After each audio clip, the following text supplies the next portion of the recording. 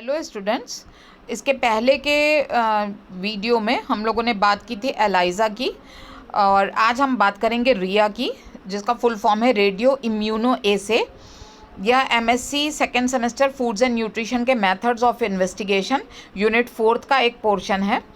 जो रिया है वह एक इन विट्रो यानी कि बॉडी के बाहर की एक एनालिटिकल टेक्निक है, जहाँ पर एलाइज़ा में हम एंजाइम को लेबल के रूप में यूज़ करते हैं, वहाँ पर रिया में हम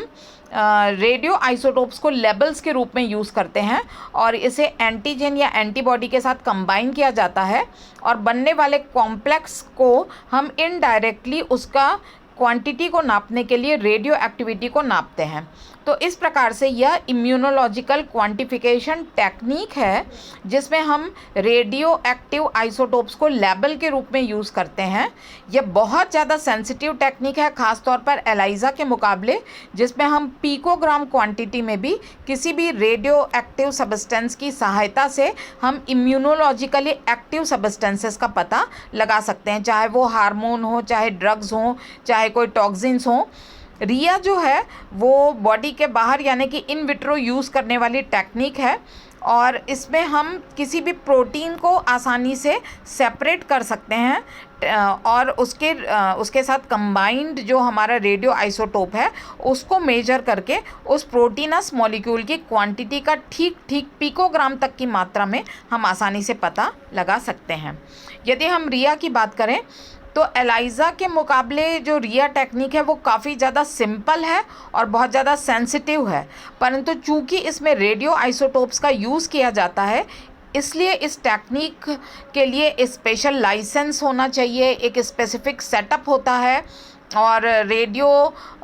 एक्टिविटी को मेजर करने के लिए हमें या तो स्कैंटिलेशन चैम्बर या फिर जिजर काउंटर, इस टाइप के काउंटिंग टेक्निक्स का भी यूज़ करना पड़ता है। पर चूंकि ये बहुत ज़्यादा सेंसिटिव टेक्निक है और बहुत ज़्यादा इजी टेक्निक है, इसलिए रिया का आजकल बायोलॉजिकल साइंस में एनालिटिकल डायग्नोस्टिक टूल के रूप में काफ़ी अधिक मात्रा में उपयोग हो रहा है। यदि हम बात करें मेथड की, तो यदि हम देखें तो सबसे पहले हम एक एंटीजन लेते हैं, नोन क्वांटिटी ऑफ एंटीजन, उसके साथ हम एक रेडियो एक्टिव आइसोटोप मिक्स करते हैं। जनरली ये रेडियो आइसोटोप आयोडीन 125 या आयोडीन 133 होता है। इस एंटीजन को, जिसको कि हम हॉट एंटीजन कहते हैं, उसके साथ हम रेडियो एक्टिव आइसोटोप को मिलाकर कुछ समय के लिए रख देते हैं, जिसे इंक्यूबेशन पीरियड कहते हैं। इस तरीके से जो हमारे एंटीजेनिक मॉलिक्यूल्स हैं वो रेडियो एक्टिव हो जाते हैं। इस रेडियो एक्टिव एंटीजन को अब हमारी जो किट है, या हम कहें हमारी प्लेट है, जो एनालिटिकल प्लेट है जो कि पॉलीस्टीरीन की बनी हुई होती है, उसके वेल्स में हम डाल देते हैं। कई वेल्स में इसको डाल दिया जाता है, इस रेडियो एक्टिव हॉट एंटीजन को, जिससे कि हम अपने टेस्ट को डुप्लीकेशन या ट्रिप्लीकेशन में रिपीट करके हम अपने रिजल्ट्स को कंफर्म कर सकते हैं। इस फर्स्ट स्टेप के बाद अब हम एक ऐसी एंटीबॉडी लेते हैं जो कि इस एंटीजन की करस्पॉन्डिंग एंटीबॉडी होती है। तो अभी फर्स्ट स्टेप में हमारे वेल के पॉलीस्टीरीन जो हमारे वेल्स हैं उसको हमने कोट किया था हॉट एंटीजन से, जो कि radio active antigen molecule containing antigen था। अब उसके साथ सेकेंड स्टेप में हम उसकी करस्पॉन्डिंग एंटीबॉडी डालते हैं और इंक्यूबेशन पीरियड के लिए छोड़ देते हैं। इस दौरान एंटीजन एंटीबॉडी कॉम्प्लेक्स बन जाता है, जिसे कि हम कॉम्प्लीमेंट फिक्सेशन कहते हैं, यानी जो रेडियो एक्टिव हमारे हॉट एंटीजन है वो एंटीबॉडी मॉलिक्यूल के एंटीजेनिक डिटर्मिनेंट साइट में, यानी उसके साथ बायोकोवेलेंटली कंबाइन हो जाते हैं। अब नेक्स्ट स्टेप में हम सैंपल इंट्रोड्यूस करते हैं, जिसमें उपस्थित एंटीजन का हमें पता लगाना है। चूँकि इस एंटीजन की, जो कि सैंपल में, जो कि ह्यूमन सीरम के रूप में हो सकता है, या यूरिन हो सकता है, या ब्लड हो सकता है, इसमें जो हमने सैंपल के रूप में एंटीजन इंट्रोड्यूस किया है उसकी टाइटर वैल्यू अधिक होने की वजह से वह हॉट, अब इस एंटीजन को जो कि सैंपल में उपस्थित था उसको हम कोल्ड एंटीजन कहते हैं। कोल्ड एंटीजन की टाइटर वैल्यू अधिक होने की वजह से वह धीरे धीरे पहले से जुड़े हुए एंटीबॉडी मॉलिक्यूल के हॉट एंटीजेनिक मॉलिक्यूल को रिप्लेस करता जाता है। क्योंकि इसकी टाइटर वैल्यू अधिक है, इसलिए धीरे धीरे जो कोवैलेंटली जुड़े हुए हॉट एंटीजन के मॉलिक्यूल्स थे वो सेपरेट होते जाते हैं और वो सुपरनेटेंट सॉल्यूशन में आते जाते हैं, और जो हमारा कोल्ड एंटीजन है वो एंटीबॉडी मॉलिक्यूल्स के साथ कोवैलेंटली बायो कोवैलेंटली कंबाइन होता चला जाता है। ये पूरे जो प्रोसीजर है उसमें कुछ समय लगता है, जिसको कि हम इंक्यूबेशन पीरियड कहते हैं। अब फाइनली हमको सुपरनेटेंट सॉल्यूशन में हॉट एंटीजेनिक मॉलिक्यूल्स मिलते हैं, जिसको कि हम radio active isotope containing molecules होते हैं, और हमारी एंटीबॉडी के साथ जुड़ा हुआ जो कोल्ड एंटीजन है वो हमारे पॉलीस्टीरीन प्लेट में प्रेसिपिटेंट के रूप में पड़ा हुआ रहता है। अब हम जो सुपरनेटेंट सॉल्यूशन है उसमें उपस्थित जो एंटीजेनिक मॉलिक्यूल्स हैं उनकी रेडियो एक्टिविटी को मेजर कर लेते हैं, और जो हमारे वेल में प्रेसिपिटेंट के रूप में पड़े हुए जो हमारे एंटीजन एंटीबॉडी कॉम्प्लेक्स है उसमें उसकी रेडियो एक्टिविटी को हम जिजर काउंटर या स्कैंटेलेशन काउंटर के द्वारा मेजर करके हम ठीक मात्रा में पता लगा लेते हैं कि जो सैंपल हमने लिया था उसमें कितनी मात्रा में एंटीजन उपस्थित था। तो उससे हमारी, और चूंकि इस पूरे प्रोसीजर को हम कई वेल्स में रिपीट करते हैं तो हमारे जो रिजल्ट्स हैं उसकी चेकिंग भी हो जाती है, और साथ ही इन रिजल्ट्स का हम एक कैलिब्रेशन कर्व बना लेते हैं, जिससे अननोन सॉल्यूशन में एंटीजन का पता लगाने के लिए हम इस कैलिब्रेशन कर्व की सहायता से भी पता लगा सकते हैं। तो टेक्निक पे आप देखिए तो सबसे पहले हम एक एंटीजेनिक मॉलिक्यूल को रेडियो एक्टिव आइसोटोप के साथ इनकॉर्पोरेट करके हॉट एंटीजेनिक मॉलिक्यूल्स बनाते हैं। सेकेंड स्टेप में उसको हम एंटीबॉडी के साथ जोड़ते हैं, वो एंटीबॉडी मॉलिक्यूल के एंटीजेनिक डिटर्मिनेंट साइट में जुड़ जाते हैं। अब तीसरे स्टेप में हम कोल्ड एंटीजन या जो कि सैंपल में उपस्थित एंटीजन है वो इंट्रोड्यूस करते हैं, और नेक्स्ट स्टेप में जो हमारे कोल्ड एंटीजेनिक मॉलिक्यूल्स है वो हॉट एंटीजेनिक मॉलिक्यूल्स को रिप्लेस करके सुपरनेटेंट सॉल्यूशन में भेजते हैं, और ख़ुद ये वेल्स में प्रेसिपिटेंट के फॉर्म में पड़े रहते हैं, और दोनों ही की रेडियो एक्टिविटी को मेजर करके हम quantification of antigen in sample के बारे में आसानी से जान पाते हैं। ये जो टेक्निक है वो काफ़ी ज़्यादा ईजी टेक्निक है। इसमें रेडियो एक्टिव एंटीजन का यूज़ किया जाता है, और जो हमारे रेडियो आइसोटोप हैं जैसा हम पहले देख चुके हैं आयोडीन 125 या आयोडीन 133 होते हैं, और रेडियो एक्टिविटी को हम जिजर काउंटर या फिर स्कैंटेलेशन काउंटर के द्वारा नाप सकते हैं, और हम ratio of bound antigen to free antigen को मेजर कर लेते हैं, जिससे कि एंटीजेनिक कंसंट्रेशंस को हम डायरेक्टली स्टैंडर्ड कर्व की सहायता से नाप पाते हैं। यदि हम बात करें अब कि हमारे जो एंटीबॉडी मॉलिक्यूल के साथ हमारे जो एंटीजन जुड़ा हुआ है उसके क्वांटिफिकेशन की, तो सबसे पहले उसका प्रेसिपिटेशन किया जाता है, और अमोनियम सल्फेट को प्रेसिपिटेंट के रूप में यूज़ किया जा सकता है, या फिर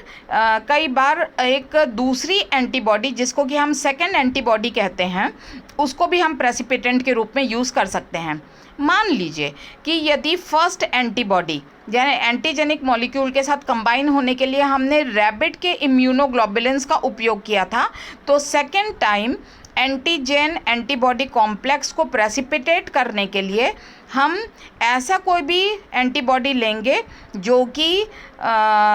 इस रैबिट इम्यूनोग्लोबुलिन्स के एंटी सीरम के रूप में काम करेगी। तो हम गोट में भी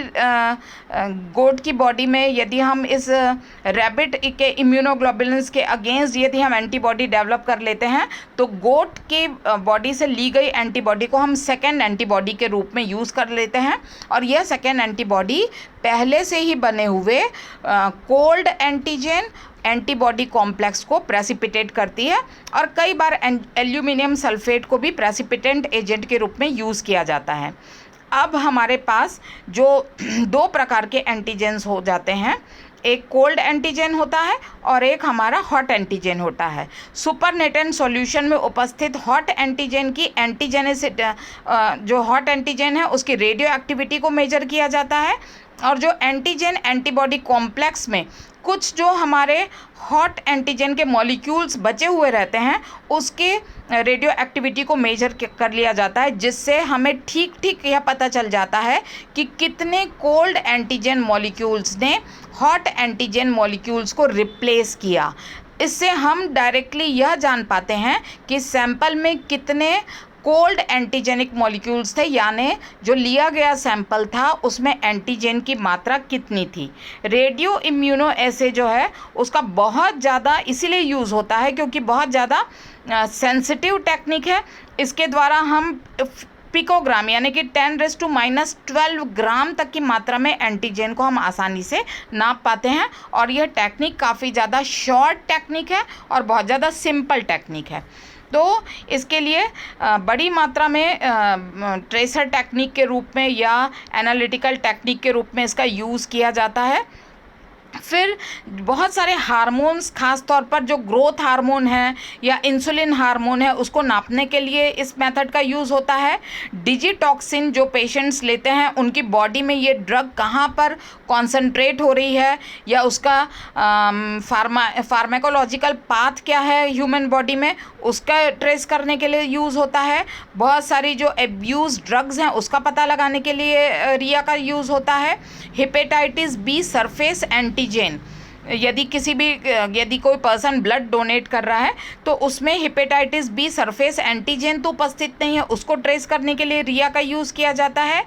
एंटी डीएनए एंटीबॉडी, खास तौर पर सिस्टेमिक ल्यूपस इरिथ्रोमेटस डिजीज़ में जो एंटी डीएनए एंटीबॉडीज़ हैं उनका पता लगाने के लिए रिया का यूज़ होता है। ब्लड बैंकिंग में यूज़ होता है, सेफ ब्लड बैंकिंग है कि नहीं। अर्ली कैंसर डिटेक्शन के लिए, ट्रैकिंग ऑफ ल्यूकेमिया वायरस के डिटेक्शन के लिए, diagnosis and treatment of peptic ulcer के लिए, और न्यूरोट्रांसमीटर से रिलेटेड जितनी भी रिसर्चेज हैं उनमें रिया का बड़ी मात्रा में उपयोग किया जाता है। तो जो रिया टेक्निक है उससे हम एंटीबॉडी कॉन्सेंट्रेशन को क्वांटिटेटिवली एक कैलिब्रेशन कर्व के रूप में डेवलप करके हम उसका पता लगा सकते हैं। जो इसके यूजेस इसलिए बहुत ज़्यादा हैं क्योंकि ये बहुत ज़्यादा सिंपल है, इकोनॉमिकल हैंडलिंग प्रोसेस है, रिलायबल एनालिसिस होता है, इसके जो रिजल्ट्स हैं वो काफ़ी ज़्यादा रिलायबल माने जाते हैं, सिंपल टेस्ट प्रोसीजर है, हम बहुत आसानी से डुप्लीकेशन और ट्रिप्लिकेशन इसका कर सकते हैं। रेडी टू यूज़ इसके रिएजेंट्स आते हैं, मतलब इसके सारे बने बनाए रिएजेंट्स आते हैं और आसानी से उनको सिर्फ हमें वेल में डाल करके उपयोग करना पड़ता है। तो सिंपल होने की वजह से ये काफ़ी अधिक यूज़ की जाती है, इसकी स्पेसिफिसिटी काफ़ी अधिक होती है, डिटेक्शन इसका काफ़ी ज़्यादा सिंपल होता है और क्लिनिकल सेंसिटिविटी काफ़ी अधिक होने के कारण इसका बड़ी मात्रा में रिया का यूज़ किया जाता है। सिर्फ इसके लिमिटेशन ये हैं कि जो इक्विपमेंट के कॉस्ट हैं और रिएजेंट के कॉस्ट हैं वो थोड़ा अधिक होते हैं क्योंकि वो रेडियो आइसोटोप से रिलेटेड होते हैं, और जो रेडियो लेबल कंपाउंड हम आयोडीन के यूज़ करते हैं उसकी शॉर्ट शेल्फ लाइफ होने की वजह से हम काफ़ी लंबे समय तक उनको स्टोर करके नहीं रख सकते हैं, उनकी quality of the radio labelled isotope वो ख़राब हो सकती है, और जो रेडियो एक्टिव वेस्ट इसमें से निकलता है उसके डिस्पोजेबल का एक काफ़ी बड़ा प्रॉब्लम होता है। तो ये उसके कुछ लिमिटेशन होते हैं, परंतु इन सभी के बावजूद एलाइजा के साथ साथ रिया की जो टेक्निक है वो मेडिकल फील्ड में और एनालिटिकल टूल के रूप में बड़ी मात्रा में यूज़ की जा रही है। Thank you.